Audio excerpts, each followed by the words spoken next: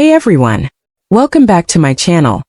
I've got a story for you today that's emotional, intense, and honestly a little shocking. So grab a seat, maybe a drink, but do not forget to subscribe and let's dive right in. It was supposed to be the start of my new life.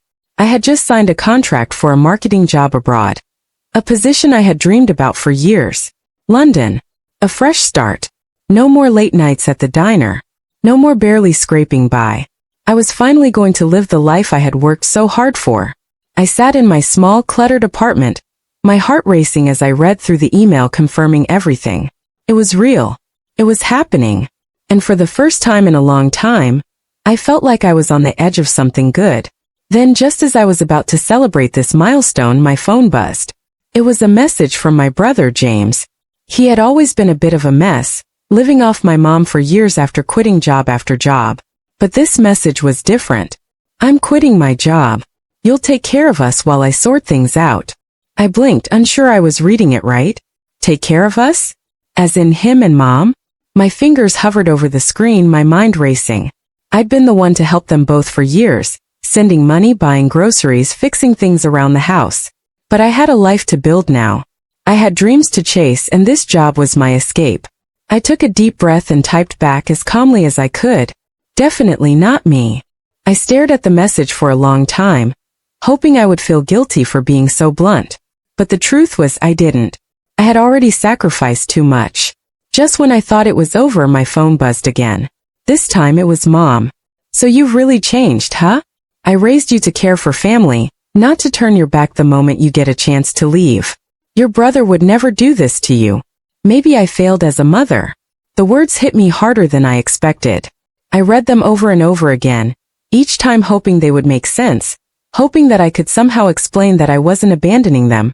I was finally living for myself. But as I sat there, holding the phone in my hands, I realized something. Maybe this wasn't about me leaving. Maybe it was about her holding on to me for dear life. I stared at the message for so long. I forgot I was even holding the phone. What was I supposed to do now? I didn't know how to respond. The words "I failed as a mother" rang in my ears, a constant reminder that I was about to leave everything behind. I knew my mom. She wasn't the kind of person to express her feelings easily, but when she did, it cut deep. I spent the next few hours pacing around my apartment, replaying our family history in my head. When Dad died, it was me and James against the world. Mom had done her best to hold it together, but she never really recovered. And I couldn't blame her for depending on me to step up. I had always been the responsible one, the one who kept the house running while James coasted by, switching from one job to the next without much effort. But now here I was on the edge of something huge, a chance to break free, to take my own life in my hands, and it felt like I was being torn apart. I tried calling James. "Mom's upset," he said, his voice as casual as ever. "Of course she is," I replied, frustration rising. "She's always upset." "Well, can you just help us for a few months? I'll get things sorted. It's just until I find another job." I didn't want to be that person, the one who was always there, always giving. But I was tired of being the one who fixed everything. "James, you've been sorting things out for years. You can't keep relying on me forever." There was a long pause. Then James sighed. Probably because he knew he wouldn't get his way. "Fine. But don't blame me when Mom never talks to you again." The weight of his words settled over me like a thick fog. He was right.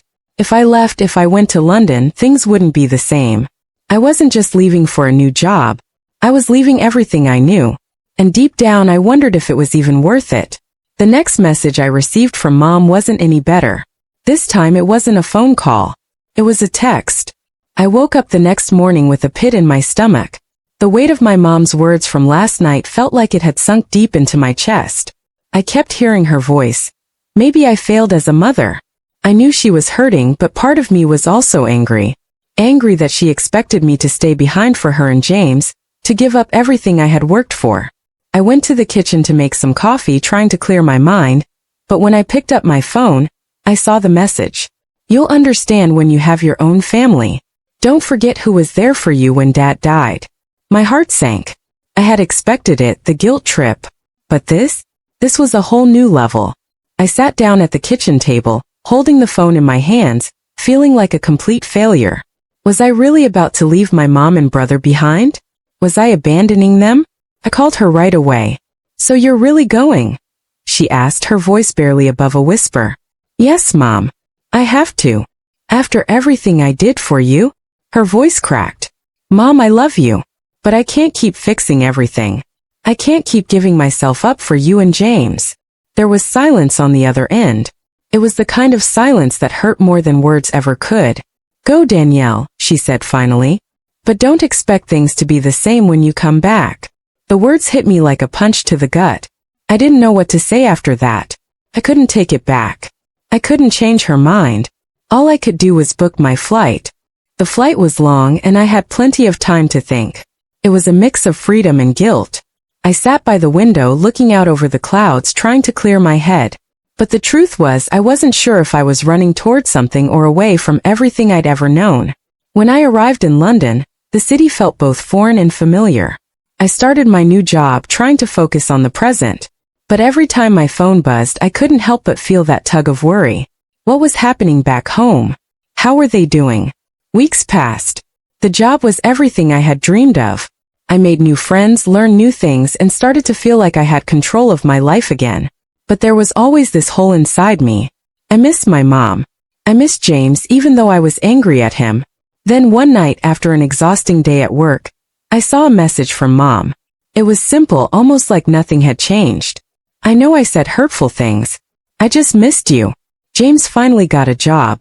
I'm proud of you." Tears pricked at my eyes as I read the message. It wasn't perfect, but it was a start. I dialed her number immediately. "I shouldn't have said those things," she said quietly. "I was scared of losing you." "You'll never lose me, Mom," I whispered. I just needed to stop losing myself. From that moment on, our conversations were different, warmer. And for the first time in months, I felt like I had truly come home, even if it wasn't in the way I expected. Thank you for listening to my story. Kindly hit that subscribe button, like this story, and drop your opinion on the comment section.